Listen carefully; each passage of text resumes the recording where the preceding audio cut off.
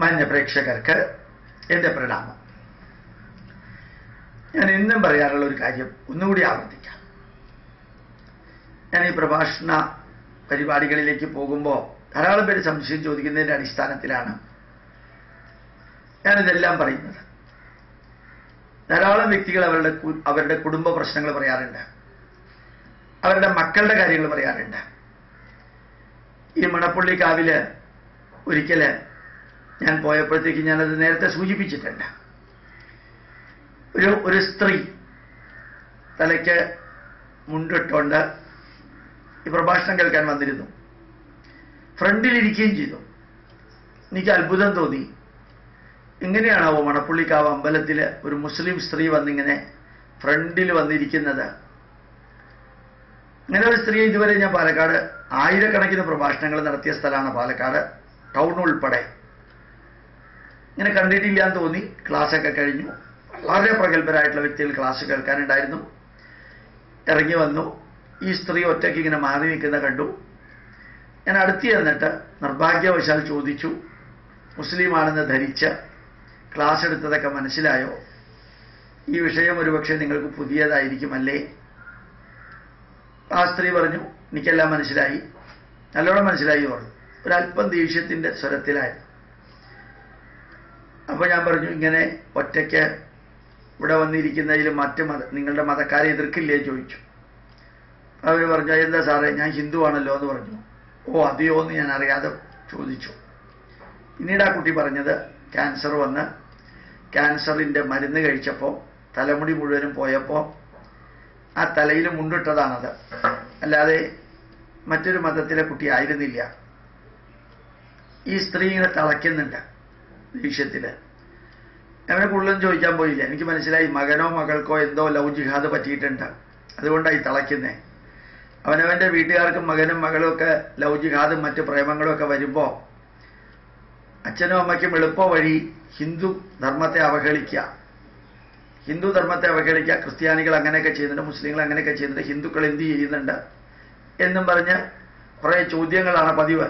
അതായത് ഇവരുടെ മകനും മകൾക്കും പ്രോബ്ലം വരുന്നത് വരെ ഇവർക്ക് ഒരു കുഴപ്പമില്ല. ഇവർ പഠിക്കാനും വന്നിട്ടില്ല, ഹിന്ദു ധർമ്മം പഠിക്കാനോ പഠിപ്പിക്കാനോ അമ്പലത്തിലേക്ക് തൊഴാനോ ഒന്നും വന്നിട്ടില്ല. വരികയാണെങ്കിൽ തന്നെ അന്നദാനത്തിന് വരും, അമ്പലത്തിൻ്റെ അപ്പുറത്ത് കൂടെ അത് തിന്നിട്ട് പോവുകയും ചെയ്യും. ഇപ്പം ഇത്ര വികാരം കൊണ്ട് നിൽക്കാൻ കാരണം മകനോ മകൾക്കോ എന്തോ സംഭവിച്ചിട്ടുണ്ട്. ഞാൻ ചോദിക്കാനും പോയില്ല. കുറച്ച് പറഞ്ഞു, സാറിനോട് എനിക്കൊരു കാര്യം പറയാനുണ്ടെന്ന് പറഞ്ഞു. ഞാൻ പറഞ്ഞു, വീട്ടിലെ കാര്യമാണെങ്കിൽ എനിക്ക് കേൾക്കാൻ താല്പര്യമില്ല എന്ന് പറഞ്ഞു. അല്ല സാറ് കേട്ടേ മതിയാവുമെന്ന് പറഞ്ഞു. ഞാൻ പറഞ്ഞു, ഓരോരുത്തരുടെയും വ്യക്തിപരമായി കേൾക്കാൻ വേണ്ടിയിട്ട് ജന്മം എടുത്ത ആളല്ല ഞാൻ. എൻ്റെ രാഷ്ട്രത്തിനും എൻ്റെ ധർമ്മത്തിനും എന്തെങ്കിലും പ്രശ്നം വന്നാൽ അതിനുവേണ്ടി ജീവിക്കാൻ തീരുമാനിച്ച ആളാണ്, അല്ലാണ്ട് നിങ്ങളെപ്പോലെയുള്ളവരുടെ. ഈ സ്ത്രീക്ക് അത്ഭുതമായി. ഇങ്ങനെ ഒരു കാര്യം പറഞ്ഞ ഉടനെ ഗോപാലകൃഷ്ണൻ എന്താ ഇങ്ങനെ റിയാക്ട് ചെയ്തത്?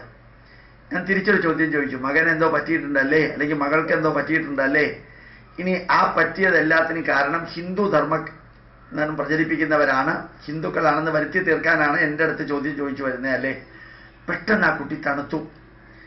അടുത്ത് പറഞ്ഞു, എൻ്റെ സാറേ, എൻ്റെ മകനൊരു വലിയ പ്രോബ്ലം ഉണ്ട്. ഞാൻ പറഞ്ഞു, എല്ലാവരുടെ മക്കൾക്കും പ്രോബ്ലം ഉണ്ട്, ഒന്നല്ലെങ്കിൽ വേറൊന്ന്, അല്ലാതെ നിങ്ങളുടെ മകന് മാത്രമാണ് വലിയൊരു പ്രോബ്ലം എന്ന് ധരിക്കല്ലേ. എല്ലാം ഞാൻ കൗണ്ടർ ചെയ്തോ, കേൾക്കാൻ നിന്നില്ല. കാരണം ഇങ്ങനെയുള്ള ധാരാളം പേര് വരുന്നത് കൊണ്ട് ഇവരെന്താ പറയാൻ പോകുന്നതെന്ന് കൃത്യമായിട്ട് അറിയാം. എന്നാലും കുറച്ച് കഴിഞ്ഞപ്പോൾ ആ കുട്ടിയുടെ മുഖമൊക്കെ അല്പം ദുഃഖത്തിൻ്റെ ഈ കണ്ണുനീര് വരാൻ തുടങ്ങി. അവൻ പെട്ടെന്ന് നിർത്തി. സാറേ, എൻ്റെ മകൻ 8ാം ക്ലാസ്സിലാണ് പഠിക്കുന്നത്. അവൻ മിണ്ടാതെ കേട്ടു. അവനെ ഇന്നലെ മിനിഞ്ഞാന്ന് 3-4 ദിവസമായിട്ട് ആരോ ഒരു പയ്യൻ വിളിക്കുന്നു. വിളിച്ചതിന് ശേഷം പിന്നെ പറയുന്നത് പ്രവാചകനെക്കുറിച്ച്, ഖുർആനെക്കുറിച്ച്, സുന്നത്തിനെക്കുറിച്ച്, മക്കയെക്കുറിച്ച്, ഹജ്ജിനെക്കുറിച്ച്, ഇസ്ലാമിക കാര്യങ്ങളാണ് പറയുന്നതിനിടയ്ക്ക് അപ്പുറത്തുള്ള പയ്യനി എൻ്റെ മകനോട് പറയും, ഒരു കാരണവശാലും ഫോൺ താഴെ വെക്കരുത്, വെച്ചാൽ നിന്നെ കൊന്നുകളയും, അല്ലെങ്കിൽ നീ എന്നോട് സംസാരിച്ചു എന്ന് എല്ലാവരോടും പറയും. ഈ പയ്യൻ പേടിച്ചിട്ട് ഫോൺ താഴെ വെക്കുകയില്ല. ഒരിക്കൽ ഈ ഫോൺ പിടിച്ചുകൊണ്ട് 8ാം ക്ലാസ്സിൽ പഠിക്കുന്ന മകൻ ഇങ്ങനെ മുഖത്ത് ചുമന്ന് തുടുത്ത വികാരത്തോടുകൂടി ഇരിക്കുമ്പോൾ പെട്ടെന്ന് അമ്മ വന്ന് ഫോൺ എടുത്തു. ആരാ സംസാരിക്കുന്നതെന്ന് ചോദിച്ചു. പെട്ടെന്ന് അപ്പുറത്തുനിന്ന് പയ്യൻ പറഞ്ഞു, ഞാൻ ശങ്കരനാരായണനാണ്. അവൻ റെഡിയാക്കിയ ഒരു പേര് വെച്ചിരിക്കാം. മുസ്ലിം ആണെങ്കിലും ഹിന്ദു പേര് പറഞ്ഞാൽ ശങ്കരനാരായണൻ എന്താ വേണ്ടതെന്ന് ചോദിച്ചു. അല്ല, ഞങ്ങൾ സ്കൂളിൽ പഠിച്ച കാര്യങ്ങൾ ചർച്ച ചെയ്യായിരുന്നു എന്ന് പറഞ്ഞു. എന്തായാലും ഇങ്ങനെ ചർച്ച ചെയ്യേണ്ട, 2-3 ദിവസമായിട്ട് ഞാൻ കാണുന്നു, ചർച്ച ചെയ്യേണ്ട പറഞ്ഞു ഫോൺ താഴെ വെച്ചു. എന്നിട്ട് ഈ മകനോട് അമ്മ ചോദിച്ചു, എന്താ പറഞ്ഞതെന്ന് ചോദിച്ചു. അമ്മയോട് പറയരുതെന്ന് അവൻ പറഞ്ഞിട്ടുണ്ട്, അല്ല അമ്മയോട് പറഞ്ഞേ മതിയാവും. കുറേ നിർബന്ധിച്ച് ഇവനിങ്ങനെ വിറച്ചോണ്ട് അമ്മയോട് പറഞ്ഞു, ഇങ്ങനെ സുന്നത്തിനെ കുറിച്ചാണ് ഏറ്റവും കൂടുതൽ പറഞ്ഞത്.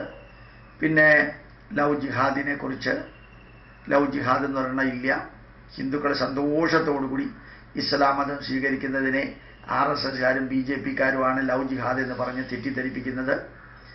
പിന്നെ ലോകത്തിൽ ഏറ്റവും ഉജ്ജ്വലമായിട്ടുള്ള ഒരു ഗുരുവേ ഉള്ളൂ, അത് പ്രവാചകനാണ്. ഇങ്ങനെ കുറേ കാര്യങ്ങൾ എൻ്റെ മകനോട് പറഞ്ഞു. ഞാൻ പറഞ്ഞു, ഞാൻ പറയുന്നതൊക്കെ കേട്ടു, ഇതെല്ലാ സ്ഥലത്തും നടക്കുന്നത് തന്നെയാണ്, നിങ്ങളുടെ മകന് മാത്രമൊന്നുമല്ല ഇത്. അല്ല സാറേ, മുസ്ലിങ്ങൾക്ക് മദ്രസയിലെല്ലാം പഠിപ്പിക്കുന്നുണ്ട്, ക്രിസ്ത്യാനികൾക്ക് പള്ളിയിലെല്ലാം പഠിപ്പിക്കുന്നുണ്ട്, ഹിന്ദുക്കൾക്ക് അമ്പലത്തിൽ എന്താ പഠിപ്പിക്കുന്നത് സാറേ? ഞാൻ ചോദിച്ചു, ഇന്നത്തെ പ്രഭാഷണം കേൾക്കാൻ മകനെ കൊണ്ടുവന്നോ? ഇവിടെ ഇന്ന് ഞായറാഴ്ചയല്ലേ, ഈ പ്രഭാഷണം കേൾക്കാൻ എന്താ മകനെ കൊണ്ടുവന്നില്ല? അമ്പലത്തിൽ സമ്മർ വെക്കേഷനുകളിൽ ധാരാളം വ്യക്തികൾ ഹിന്ദുധർമ്മ പഠന ക്ലാസ് നടത്തുമ്പോൾ നിങ്ങൾ പോകാറുണ്ടോ? ഒരു തിങ്കളാഴ്ച മുതൽക്ക് വെള്ളിയാഴ്ച വരെ 7 മണിക്കൂറല്ലേ കുട്ടിക്ക് സ്കൂളിൽ ക്ലാസ് ഉള്ളൂ, ബാക്കി 17 മണിക്കൂർ നിങ്ങളുടെ കൂട്ടത്തിലല്ലേ? നിങ്ങൾക്ക് പഠിപ്പിച്ചുകൂടെ? ഇതെന്താ ഹിന്ദുധർമ്മത്തിൻ്റെ ഉത്തരവാദിത്വമാണ്? നിങ്ങളുടെ മകന് പ്രശ്നമുണ്ടായ സമയത്ത് ഹിന്ദുധർമ്മം പഠിക്കണമെന്ന് തോന്നുന്നത് നേരത്തെ പഠിച്ചൂടെ? കുറേ പ്രശ്നം വന്നു കഴിഞ്ഞപ്പോൾ അവനവൻ അബദ്ധം പറ്റിയത് മറ്റു വല്ലവരുടെയും ഹിന്ദുക്കളുടെയും തലയിൽ വയ്ക്കാം, RSSൻ്റെയും VHPയുടെയും ഹിന്ദു ഐക്യവേദിയുടെയും തലയിൽ വയ്ക്കുക, അവർ പഠിപ്പിക്കാത്തത് കൊണ്ടാണെന്ന്. നിങ്ങളുടെ മകനെ പഠിപ്പിക്കണമെന്ന് പറഞ്ഞിട്ട് ഹിന്ദുധർമ്മത്തിൽ ആരും എഴുതി വെച്ചിട്ടൊന്നുമില്ല. ക്രിസ്തുമതം പഠിപ്പിക്കണമെന്ന് പള്ളിയിലച്ചന്മാരോടും കന്യാസ്ത്രീകളോടും ആരും പറഞ്ഞിട്ടില്ല. അവർ പഠിപ്പിക്കുമ്പോൾ ഇവർ വരുന്നു, അവർ കുറച്ച് ഫോഴ്സ്ഫുള്ളായിട്ട് പഠിപ്പിക്കുന്നു. അതുപോലെ മുസ്ലിങ്ങൾ തന്നെ മനസ്സോടുകൂടി തന്നെയാണ് അച്ഛനമ്മമാർ മക്കളെ മദ്രസയിലേക്ക് അയക്കുന്നത്. പഠിക്കണമെന്ന് നിയമം നിർബന്ധം പറയുമ്പോൾ അവർ വരുന്നു. ഹിന്ദുക്കൾ നിർബന്ധം പറഞ്ഞാൽ നിങ്ങൾ വരുമോ പഠിക്കാൻ? ഞാൻ ഭഗവത്ഗീത ക്ലാസ് എടുത്തു കഴിഞ്ഞാൽ നിങ്ങൾ എത്ര ദിവസം വരും? ഈ പാലക്കാട് ടൗണിൽ ഇത്രയും ക്ലാസ് ഞാൻ എടുത്തിട്ടുണ്ട്, ഇതുവരെ നിങ്ങളെ ഞാൻ കണ്ടിട്ടില്ലല്ലോ, ആദ്യമായിട്ടല്ലേ വരുന്നേ? അതായത് നിങ്ങളുടെയൊക്കെ ധാരണയുണ്ട് ഇവിടെയുള്ള ഹിന്ദുക്കൾ ഓരോ ഹിന്ദു വീട്ടിലും പ്രശ്നം ഉണ്ടാവുമ്പോൾ സഹായിക്കാൻ പോകണം, അല്ലെങ്കിൽ മതേതരത്വം പറഞ്ഞുകൊണ്ട് ഇടതുപക്ഷത്തിൻ്റെയും വലതുപക്ഷത്തിൻ്റെയും എല്ലാം കൂടെ പ്രവർത്തിച്ച് പ്രശ്നം വരുമ്പോൾ മാത്രം ഹിന്ദുക്കൾ സഹായിക്കാൻ വരണമെന്ന് പറയുമ്പോൾ അല്പമെങ്കിലും അഭിമാനക്ഷതം തോന്നണില്ലേ? നിങ്ങളുടെ വീട്ടിൽ പ്രശ്നം ഉണ്ടാകുമ്പോൾ ബാക്കിയുള്ളവർ വരണം, അല്ലെങ്കിൽ ഹിന്ദുക്കൾക്കെതിരെയും ഹിന്ദു ധർമ്മത്തിനെതിരെയും ഓരോ കാര്യങ്ങൾ പറഞ്ഞുകൊണ്ട് പോകുന്നതിൽ വിഷമം തോന്നണില്ലേ നിങ്ങൾക്ക്? ഇത്രയും അധികം കാര്യങ്ങൾ വളരെ വ്യക്തമായിട്ട് ഞാൻ പറയുകയുണ്ടായി.